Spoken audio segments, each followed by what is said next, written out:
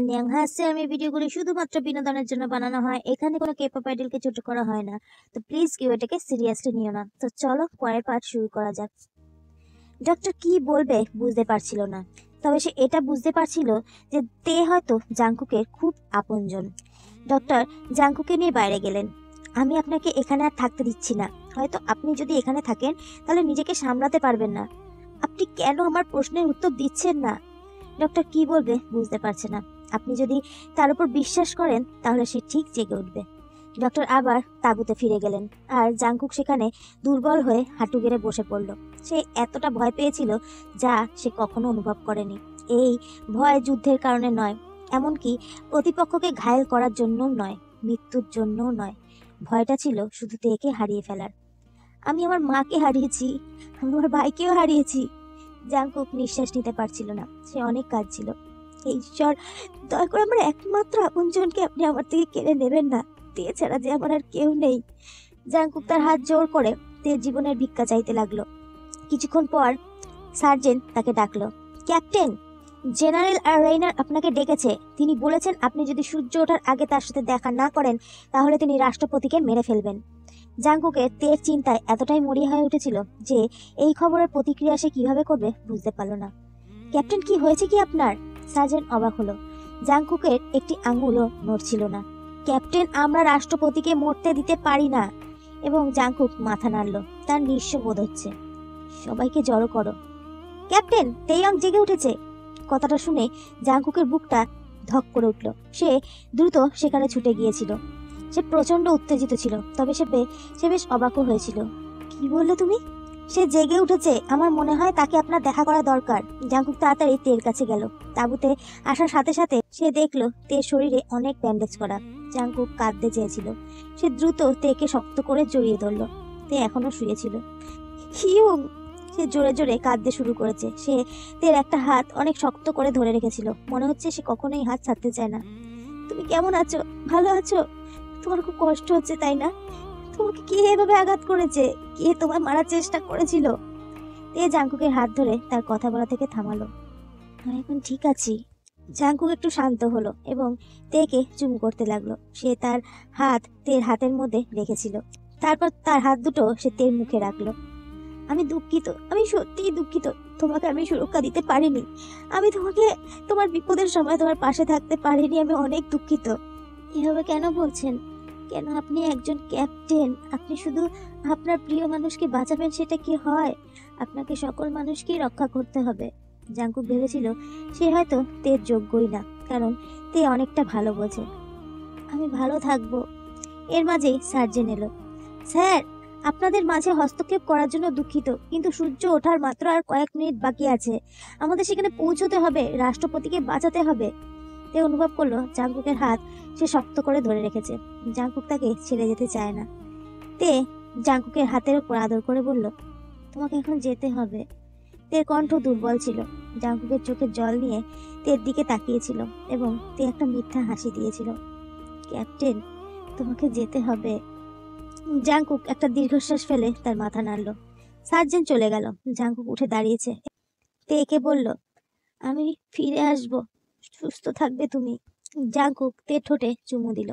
তুমি আমার ক্লান্তি দূর করার ঔষধ। আপনি আমার সেই মানুষ যার কাছে আমি শান্তিতে ঘুমোতে পারি। আমি আপনার জন্য অপেক্ষা করব। আপনি ভালো থাকবেন। জাংকুক না চাইতো সেখান থেকে চলে গেল। হয়তো এটা তাদের দ্বিতীয়বারের মতো শেষ দেখা। রাজধানীর একটি কেন্দ্রে এই গল্পের ভিলেন দাঁড়িয়ে আছে। জাংকুক অবশেষে সেই জায়গায় পৌঁছেছে, কিন্তু সে এখনো এইসবের জন্য প্রস্তুত নয়। তবে তাকে প্রস্তুত হতে হবে। সে একজন সৈনিক আর একজন ক্যাপ্টেন, তাকে প্রস্তুত হতেই হবে। এই না রাস্তার ওপর জাংকুকের অপর প্রান্তেই দাঁড়িয়েছিল এবং তার সাথে সৈনিকরা ছিল। তারা হাসছিল এবং জাংকুক তাদেরকে দেখে খুব ঘৃণা হচ্ছিল, বিশেষ করে রেইনারকে দেখে। প্রথমে যুদ্ধ শুরু করার কোনো মানেই হয় না। কেন আপনি এসব কিছুর মালিক হতে চান? সেটা আপনার নয়। জাংকুক রেইনারের উদ্দেশ্যে কথাটা বলল। রেইনারের পাশে জেয়ন দাঁড়িয়েছিল, তার পেটে ব্যান্ডেজ। জাংকুক বুঝতে পেরেছিল যে তের সাথে আসলে কি হয়েছিল। জাংকুক তার হাতটা মুষ্টিবদ্ধ করে রেখেছিল, কারণ সে জেয়নকে মারতে চায় এই মুহূর্তে। কিন্তু জাংকুক এটাও চায় যে তার মৃত্যুটা ভয়াবহ হোক। আপনি কেন এসব করছেন আমি তা বুঝতে পেরেছি। আপনি তাহলে নায়ক হতে চান, তাই না? জাঙ্কুক কোনো কথাই বলেননি, কারণ তিনি কোনো নায়ক হতে চান না। তিনি শুধু ন্যায় এবং শান্তি চেয়েছিল। যুদ্ধ করার জন্য এটাই কি যথেষ্ট নয়? আপনি যদি সত্যিই নায়ক হতে চান, কথাটা বলে রেনা তার কথাটা থামিয়ে পকেট থেকে একটা কাগজ বের করলো। যাও, তোমার বাবাকে গিয়ে বাঁচাও। রেইনার কথাটা শুনে জাঙ্কুকের ভ্রু কুঁচকালো, আর তার বাবা নামটা শুনে নিঃশ্বাসটা যেন বন্ধ হয়ে যাওয়ার অবস্থা। কি ফালতু কথা বলছো? জাঙ্কুক এটার জন্য মোটেও প্রস্তুত ছিল না। রেনা ধীরে ধীরে জাঙ্কুকের দিকে তাকিয়ে হাসতে লাগলো, যেটা জাঙ্কুকের অসহ্য লাগছিল। তুমি সত্যি তোমার বাবাকে চিনতে পারোনি? জাঙ্কুক কেঁদে উঠল। দয়া করে থামো। সে অনেকটা নার্ভাস বোধ করছিল, কিন্তু কেন সেটা জানে না। রেইনার তার কণ্ঠস্বর ঠিক করে বলল, তুমি কি করে জানলে না? রেইনার তার সিগারেটটা মাটিতে ফেলে পা দিয়ে আগুনটা নিভিয়ে দিল। তোমার বাবা একজন রাষ্ট্রপতি জাঙ্কুক? জাঙ্কুক কথাটা শুনে নিথর হয়ে গেছে। সে কোনো কথাই বলছে না। তার এসব বিশ্বাস করতে ইচ্ছা করছে না। সে মনে করছে রেইনার হয়তো তার ব্রেন ওয়াশ করছে। জাঙ্কুক রেইনারের দিকে তার বন্দুকটা তাক করে বলল, তোমার নোংরা মুখটা বন্ধ করো। রেইনার হাসলো। তার কাছে এটা বেশ মজার মনে হয়েছে। রেইনার তার কাগজটা জাঙ্কুকের দিকে ছুঁড়ে মারলো। জাঙ্কুক সেটার দিকে ফিরেও তাকালো না। তুমি যদি আমাকে বিশ্বাস না করো, তাহলে কাগজটা উঠিয়ে দেখো আর তাকে খুঁজে বের করো। আর যদি সেটা না করো, তাহলে তাকে আর কখনোই জীবিত দেখতে পারবে না। রেইনার জেয়নের কাছে গেল এবং বালির ঘড়ি উল্টে রাখলো, আর বালি নিচে পড়তে লাগলো। আপনার কাছে 10 মিনিট সময় আছে। এর মধ্যে রাষ্ট্রপতিকে খুঁজে বের করুন, না হলে তার মাথায় অটোমেটিক গুলি লেগে সে মারা যাবে। জাঙ্কুকের মাথায় অনেক চাপ অনুভব করছিল। তার মাথায় কিছুই ঢুকছে না। সে কি করবে এখন? কি হতে চলেছে তার সাথে? মনে রাখবেন, আপনি শুধু একাই তাকে খুঁজতে পারবেন, এবং আপনার সহযোগীরা যদি সাহায্য করে, তাহলে তাদেরকেও মেরে ফেলা হবে। জাঙ্কুকের চাপের কারণে বন্দুকটা শক্ত করে চেপে রেখেছিল। তবে যাই ঘটুক না কেন, তাকে একজন সৈনিক হিসেবে রাষ্ট্রপতিকে বাঁচাতেই হবে। জাঙ্কুক দ্রুত কাগজটা ধরলো এবং রেইনার হাসলো, কারণ সে জানতো জাঙ্কুক এটা করবে। জাঙ্কুক কাগজটিকে ভ্রু কুঁচকে তাকালো। সেখানে কোডের মাধ্যমে কিছু লেখা ছিল। জাঙ্কুক কোড সমাধান করতে খুবই দক্ষ ছিল। সাথে সাথে সে সেটা সমাধান করে ফেললো। কাগজের দিকে কয়েক সেকেন্ড তাকিয়ে দেখে জাঙ্কুক দৌড়াতে লাগলো। কোডটি কোন জায়গার কথা উল্লেখ করেছে সেটা সে জানে, তবে সে তার বিশ্বাসের উপর একটু অটল ছিল। জাঙ্কুক অনেক দ্রুত দৌড়াচ্ছিল, তার পা অসাড় হয়ে যাচ্ছিল এবং আর্কেডগুলো অনেক দূরে ছিল, তবে তাকে এটা করতেই হবে। তিনি 5 মিনিট দৌড়ানোর পর আর্কেডের মধ্যে পৌঁছলো। কিন্তু আর একটা সমস্যা হয়ে দাঁড়িয়েছে। সে পোশাক পরিচ্ছদের রুমটা খুঁজে পাচ্ছে না। কস্টিউম রুমটা খুঁজে বের করার জন্য তার হাতে মাত্র 5 মিনিট সময় আছে। সে ভেবেছিল এটা অনেক কঠিন হতে চলেছে। সে জায়গাটা ঘুরে দেখলো। ঘড়ির কাঁটা টিকটিক করে শব্দ করছে। জাঙ্কুক খুশি হয়েছিল। 3 মিনিটের মধ্যে সে রুমটা খুঁজে পেয়েছিল। সে কস্টিউম রুমটার মধ্যে ঢুকে সবকিছু তন্ন তন্ন করে খুঁজতে লাগলো। তবে সে রাষ্ট্রপতিকে খুঁজে পায়নি। আর মাত্র 2 মিনিট বাকি। জাঙ্কুকের মাথায় অনেক চাপ অনুভব করছিল। তার মাথা ব্যথা করছে, এমনকি তার পুরো শরীরটা এখন ব্যথা করছিল। তিনি আর একটা তাঁবু দেখলেন, যেখানে সার্কাস অনুষ্ঠিত হয়। দুবার না ভেবে জাঙ্কুক সেখানে ছুটে যায়। সে নিশ্চিত ছিল এটা তাদের কস্টিউম রুম। ওটা ইচ্ছা করেই আলাদাভাবে তৈরি করা হয়েছে। আর মাত্র 1 মিনিট বাকি। সময় প্রায় শেষ। জাঙ্কুক পোশাকের রুম খুঁজে পেয়েছিল। তার মধ্যেই রাষ্ট্রপতি বাঁধা অবস্থায় ছিল। তার মুখে কাপড় দিয়ে বাঁধা। তার মাথা বরাবর গুলি তাক করা ছিল, কিন্তু রাষ্ট্রপতির গায়ে ফোঁটা ফোঁটা গরম মোম পড়ছিল। স্যার! জাঙ্কুক তার দিকে এগোতে লাগলো তাকে বাঁচানোর জন্য, কিন্তু ওপর থেকে তার ওপর গরম মোম পড়তে লাগলো ফোঁটা ফোঁটা, এবং জাঙ্কুকের হাতের ওপর সেটা পড়েছিল। সে অনুভব করলো তার হাতটা পুড়ে গিয়েছে, কিন্তু সে থামলো না, কারণ তাকে রাষ্ট্রপতিকে বাঁচাতে হবে। আর মাত্র 30 সেকেন্ড। জাঙ্কুক রাষ্ট্রপতির মুখ থেকে রুমালটা খুলে ফেললো। রাষ্ট্রপতি নিঃশ্বাস ফেললো। তিনি ঘামছিলেন। আর মাত্র 25 সেকেন্ড। জাঙ্কুক দড়ি খুলতে পারছিল না, সেটা অনেক শক্ত ছিল। ওখানে একটা গ্লাস আছে, ভেঙে ফেলো। জাঙ্কুক হতভম্ব হয়ে দাঁড়িয়েছিল, কারণ তার অনুভব হচ্ছে এ কণ্ঠ সে আগেও শুনেছে। সে দ্রুত পেছন থেকে খালি মদের বোতলটা ভেঙে ফেললো, আর তার ধারালো অংশটা দিয়ে দড়িটা কাটতে লাগলো। তবে তার হাতও কেটে গিয়েছিল, কারণ সে অসাবধানতায় এটা দ্রুত করতে চেয়েছিল। আর 15 সেকেন্ড। জাঙ্কুক সফলভাবে দড়িটা কেটেছিল, এবং দড়ি এত শক্তভাবে বাঁধা ছিল যে তার গায়ে দাগ পড়ে গিয়েছিল। স্যার, আমাদের এখান থেকে বের হতে হবে। জাঙ্কুক রাষ্ট্রপতির হাত ধরে দাঁড়িয়ে কথাটা বলল। আর 10 সেকেন্ড বাকি। জাঙ্কুকের একটা অদ্ভুত অনুভূতি হচ্ছিল, কারণ সে মনে সন্দেহ করছিল তারা কি শুধুমাত্র একটা গুলি রাখবে।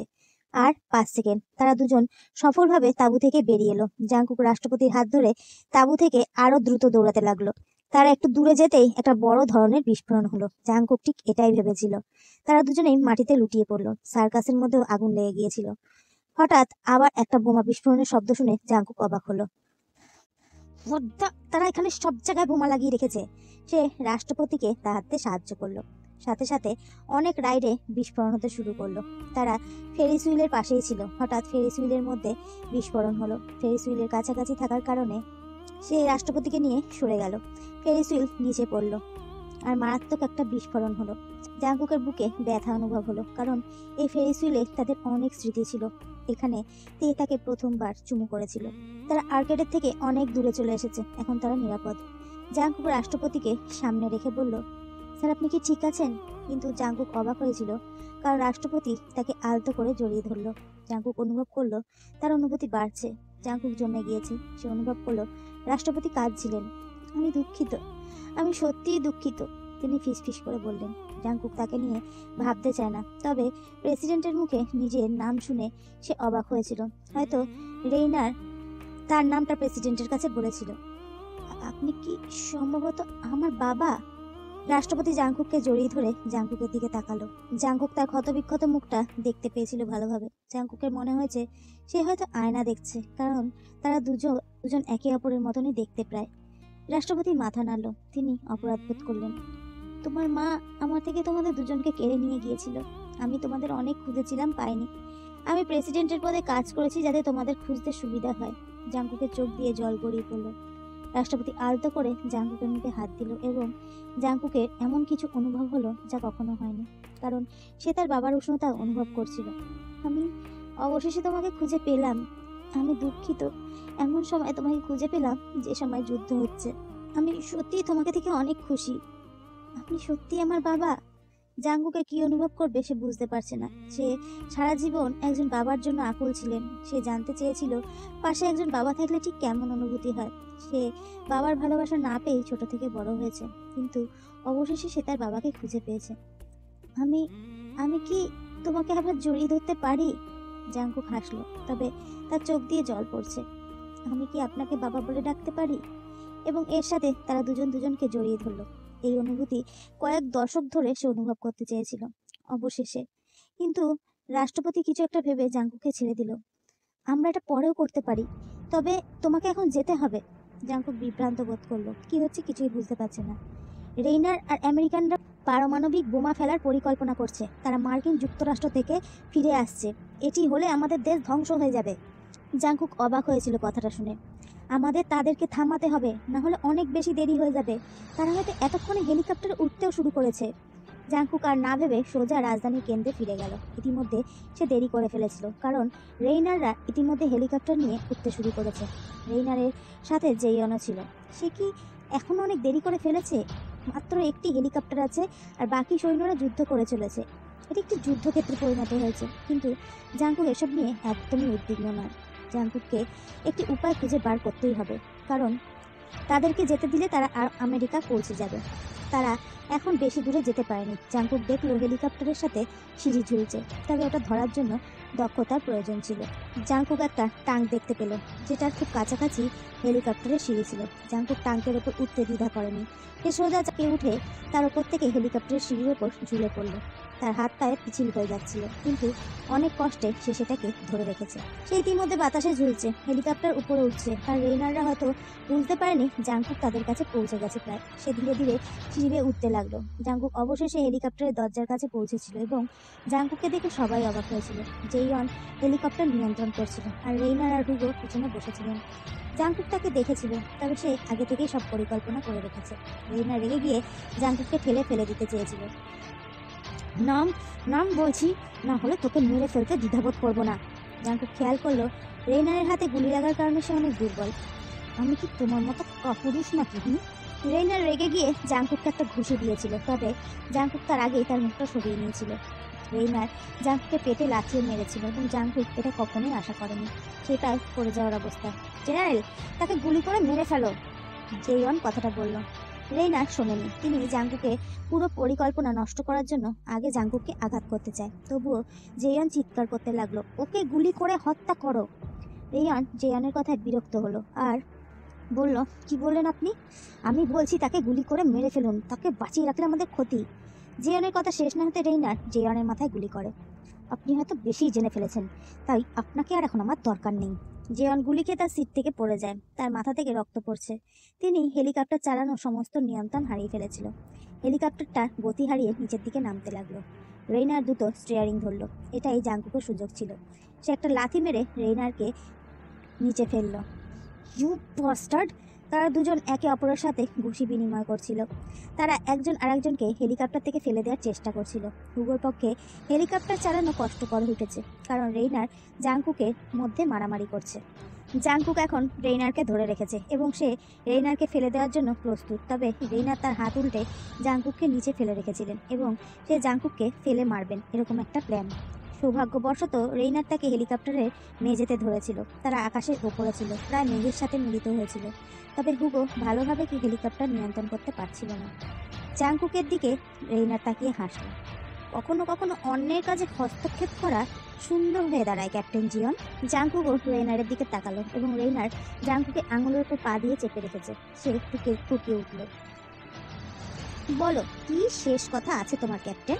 রেইনার জিতেছে কথাটা ভেবে সে হাসতে লাগলো। জাঙ্কুক হাঁপিয়ে উঠেছে। সে জানে না এরপর কি হবে, তবে সে গর্বিত যে সে এই পর্যন্ত আসতে পেরেছে। আপনি কি এই কথাটি জানেন? যেভাবে আপনি প্রতারণা করেন ঠিক সেভাবেই আপনি হেরে যাবেন। এটা জাস্ট একটা ফালতু কথা। জাঙ্কুক মুচকে হাসলো আর রেইনারের হাত থেকে বেরিয়ে পড়তে প্রস্তুত ছিল। সে পড়ে গেল। আপনি কি আপনার ছেলেকে আমার সহকর্মী করে পাঠাননি? আসলে আপনি তাকে গুপ্তচর হিসেবে পাঠিয়েছিলেন এবং আমিও আপনার কাছে তাকে গুপ্তচর হিসাবেই পাঠিয়েছিলাম। রেইনার নার্ভাস বোধ করলো। সে আর কিছু ভাবতে চায় না। কি? বাবা! হুগোর কান্নার কারণে গলা কাঁপছিল। রেইনার ধীরে ধীরে পিছনে তাকালো। সে যা ভেবেছে সেটাই কি সত্যি? আমি দুঃখিত, তবে আমি আপনার মতো খারাপ হতে চাই না। এটাই ছিল জাঙ্কুকের হাত ছেড়ে দেওয়ার ইঙ্গিত, কারণ সে হাত নামানোর সাথে সাথেই হুগো হেলিকপ্টারের মাথা থেকে বোমা সংযুক্ত রিমোটটা চাপ দিল। আকাশ থেকে বিকট শব্দে একটা বিস্ফোরণ শোনা গেল। না! ওপর থেকে হেলিকপ্টারের বিস্ফোরণ দেখে তে চিৎকার করে উঠল। এটি তার জন্য সহজ হতো, তবে সেখানে জাঙ্কুক ছিল। জাঙ্কুককে হেলিকপ্টার থেকে ঝুলতে দেখে তে তখন আর ব্যথার কথা ভুলে গিয়েছিল। সে উঠে দাঁড়িয়েছে এবং হেলিকপ্টারটা বিস্ফোরণ হওয়ার সাথে সাথে সে বিশ্বাস করতে পারছে না জাঙ্কুক আর বেঁচে নেই। তে ক্লান্ত হয়ে পড়েছে। সে কাঁদতে কাঁদতে ক্লান্ত। সে একদম কথা বলতেই পারছিল না। আমি ভোগামকে হারিয়েছি, আমি তোমাকেও হারাতে পারবো না জাঙ্কুক। আমি যে বাঁচতে পারবো না। সবাই বিস্মিত হয়ে গেল। অনেক অনেক মৃতদেহ মাটিতে পড়ে আছে, অনেক বাড়িঘর পুড়ে গেছে, চারিদিকে শুধু রক্ত। মাস্টার মাইন্ড তো শেষ, তাহলে যুদ্ধও শেষ। কিন্তু আমাদের ক্যাপ্টেন? সৈন্যরা সবাই যন্ত্রণা অনুভব করছে তাদের ক্যাপ্টেনের জন্য। আকাশে হেলিকপ্টার টুকরো টুকরো হয়ে গিয়েছে। হেলিকপ্টার বিস্ফোরণ হওয়ার আগে তারা দেখেছিল জাঙ্কুককে পড়ে যেতে, তবে তারা জানে না যে ক্যাপ্টেন বেঁচে আছে কিনা। দুর্বলতা থেকে তে হাঁটু গেড়ে মাটিতে পড়ে গেল। সৈন্যরা মাটিতে প্রণাম করছিল। এটা দেখে তের মন চূর্ণ বিচূর্ণ হয়ে গেল। না, এটা কখনোই হতে পারে না। তের কান্না দেখে সবাই তাকিয়েছিল। দাঁড়াও, আমরা তো এখনো তার মৃতদেহ দেখিনি। সে মরতে নাও পারে। দাঁড়াও তেইয়ুং। না, সে মরেনি, সে বেঁচে আছে। তেইয়ুং, থামো, কান্না করো না। ক্যাপ্টেন হয়তো এখনো বেঁচে আছে, সে মরতে পারে না। তে প্লিজ থামো। সে কখনো মরতে পারে না, আমি বিশ্বাস করি না। তোমরা প্লিজ কেউ বলো না সে মারা গিয়েছে। আমাদের এটা মেনে নিতে হবে। তে বারে বারে সে মাথা নেড়ে চলেছে। কোনো মতেই সে এটা মেনে নিতে পারছে না। আপনি মিথ্যা বলছেন, সে মরেনি, সে বেঁচে আছে। আমি বিশ্বাস করি না, সে মরে গেছে। তে এত কান্না করছে যে বাকি সৈন্যরা তার দিকে করুণার দৃষ্টি তাকিয়ে আছে। তে সামনের দিকে এগিয়ে যেতে লাগলো, কারোর কথা না শুনে। তুমি আমার সাথে মজা করছো তাই না? প্লিজ দয়া করে বেরিয়ে এসো। তারা বলছে তুমি নাকি মরে গেছো, কিন্তু আমি এটা একদম বিশ্বাস করি না। তুমি মরতে পারো না জাঙ্কুক। জাঙ্কুক, দয়া করে ফিরে আসুন, আমি আর পাচ্ছি না। এটা কি মজা করার সময়? ক্যাপ্টেন, ফিরে আসুন না। সিয়কজিন দৌড়ে গিয়ে তেকে জড়িয়ে ধরলো তেকে থামানোর জন্য, কারণ সে বুঝতে পারছে তের এর মুহূর্তে কতটা কষ্ট হচ্ছে। আর কেঁদো না তে, সে চলে গেলে সবসময় আমাদের মধ্যেই থাকবে। তে নড়লো না, তার চোখ যেন বাধা মানছে না। সে নীরবে কেঁদেই চলেছে। কাঁদতে কাঁদতে সিয়কজিনের কাঁধে সে মাথা রাখলো। সিয়কজিনও এখন অনেক দুর্বল। সে তো আমাকে কথা দিয়েছিল, আমরা আবার দেখা করব, আমাদের বিয়ে হবে, সে মারা যাবে না। আমার এখন কি হবে? আমি কিভাবে থাকবো তাকে ছাড়া? সে আমার কথা একটুও কেন ভাবলো না?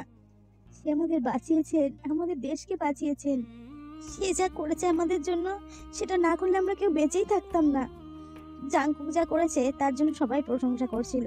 লেফটেন্যান্ট মিন বললেন, আমাদের আগে ঠিক করতে হবে, তারপর আমরা ক্যাপ্টেনের একটা ভালো করে অন্ত্যেষ্টিক্রিয়া করব। সে কোনো কথা বলতে পারলো না। সে এখনো মেনে নিতে পারছে না তার ভালোবাসার মানুষটি আর নেই। সিওকজিন এর মুখে হাত দিয়ে বলল, আমাদের জীবন চালিয়ে যেতে হবে তে, সামলাও নিজেকে। তবে তে চুপ করে বসে আছে, মুখ দিয়ে কোনো কথা বের হচ্ছে না। সিওকজিন জানতো সে কখনোই তেকে আগের মতো প্রফুল্ল করতে পারবে না। আমাদের এখন যেতে হবে তে, দেশকে ঠিক করতে হবে, চলো। সিওকজিন তের হাত ধরার আগে একজন সৈনিক চিৎকার করে উঠল, ওইদিকে দেখো।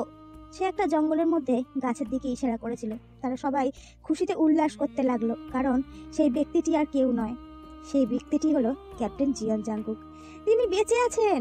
সবাই আনন্দে চিৎকার করতে লাগলো।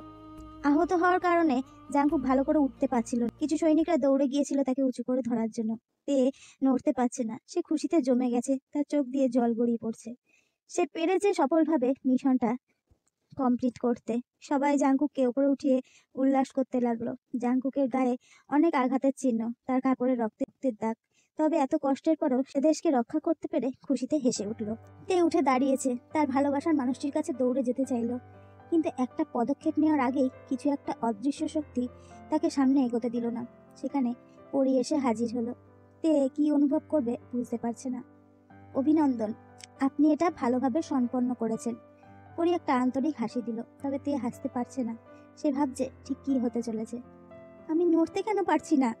একটা অদৃশ্য শক্তি থেকে তে ছোটার চেষ্টা করছে। পরি চোখ মেলে তাকালেন। তের কথা তার একদম ভালো লাগেনি। মিস পরি, দয়া করে আমাকে ছেড়ে দিন, জাংকুককে আমি জড়িয়ে ধরতে চাই। তোমাকে এখন ভবিষ্যতে ফিরে যেতে হবে তে। তের মনে হলো সে কাচের মতো ভেঙে পড়ছে, তার যন্ত্রণা অনুভব হচ্ছে। আমি কি আবার ফিরে আসবো? আপনি আপনার মিশন করেছেন, এখন আপনাকে ভবিষ্যতে ফিরে যেতে হবে। না, আমি যেতে চাই না, আমাকে একা ছেড়ে দিন, দয়া করে, আমি ফিরে যেতে চাই না। তে চিৎকার করে বলল সেই অদৃশ্য শক্তিকে। কিন্তু পরি করুণার দৃষ্টিতে তের দিকে তাকালো। আমিও চাই না এটা করতে, তবে তোমাকে ফিরতে হবে। তে শুধু মাথা নাড়ল, সে যেতে চায় না, তার চোখ দিয়ে জল গড়িয়ে পড়ছে। আপনি আমার সাথে এমনটা করতে পারেন না। পরি দীর্ঘশ্বাস ফেলল। তুমি ফিরে যেতে চাও না? কিন্তু তুমি যদি ফিরে না যাও, তাহলে তাহলে কি? আমি ভবিষ্যৎ এলোমেলো করে ফেলবো, আমার আর পুনর্জন্ম হবে না। আমি চাই না জন্ম নিতে। এরকম কিছু হলে আমার কিচ্ছু যায় আসে না, আমার পুনর্জন্মের দরকার নেই। আমি ভবিষ্যতে ফিরে যেতে চাই না, আমি জাংকুককে কখনো ছেড়ে যেতে পারবো না। পরি জানতো তে এরকম কথাই বলবে। শুধু এই কারণ না, অন্য একটা কারণও আছে। ঠিক আছে, আমি তোমাকে থেকে যেতে দেব, তবে তে বুঝতে পারলো পরির কথার মধ্যে কিছু একটা আছে। তুমি যদি এখানে থাকো, কোরিয়ায় আবার যুদ্ধ হবে, কোরিয়া দখল করা হবে, কোরিয়া আমেরিকার অধীনে চলে যাবে, তাও 336 বছর ধরে তাদের রাজত্ব চলবে। আর জাংকুক আর কখনো জিতবে না, সে মারা যাবে। তে চুপ হয়ে গেল।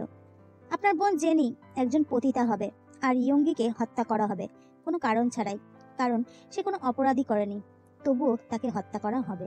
আর কোরিয়া অন্য দেশের দাসত্ব হয়ে যাবে। এখানে থেকে আপনি এসবের সাক্ষী থাকবেন। তে শুধু কাঁদছিল। এসব মিথ্যা, আমি জানি আপনি মিথ্যা বলছেন। তুমি তো জানো আমি সবকিছু আগে থেকেই জানি।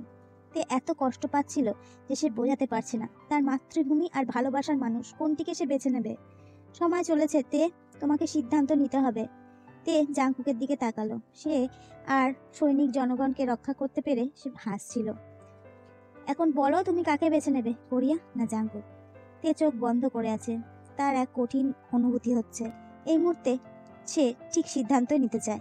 সে জানে সে যদি ভবিষ্যতে ছেড়ে যায় তাহলে জাংকুক অনেক কষ্ট পাবে, সে যদি থেকে যায় তাহলে কোরিয়া বিপদে পড়বে।